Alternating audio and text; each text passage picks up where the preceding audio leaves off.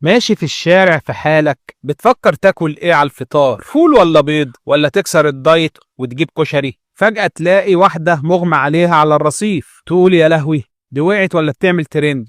بس لا، البنت فعلا مغمى عليها، تقوم عامل فيها بطل وتاخدها على المستشفى والدكاترة يجروا بيها، وانت واقف بتتصور انك هتطلع في الجرايد تحت عنوان شاب ينقذ فتاة في حالة حرجة. الدكتور يطلع لك بعد الفحص ويبص لك بنظرة فيها فرحة ويقول لك مبروك يا باشا، المدام حامل. انت هنا وشك بيقلب الوان الطيف وتقول مدام ايه وحامل ايه يا دكتور؟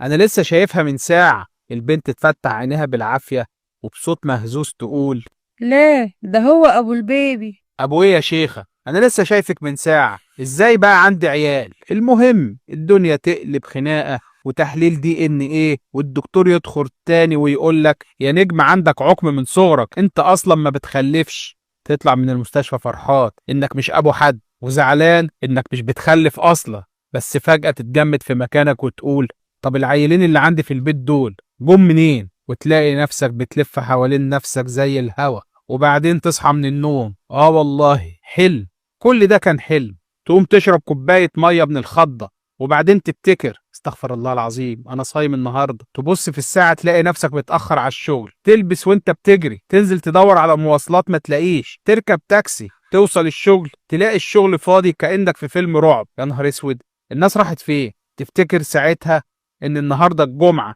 مفيش شغل اصلا، ترجع البيت تجري علشان تلحق الخطبة بتاعت الجمعة. تفتح الباب تلاقي مراتك واقفة عاملة ايديها كده في وسطها وبتقول لك كنت فين يا مينا؟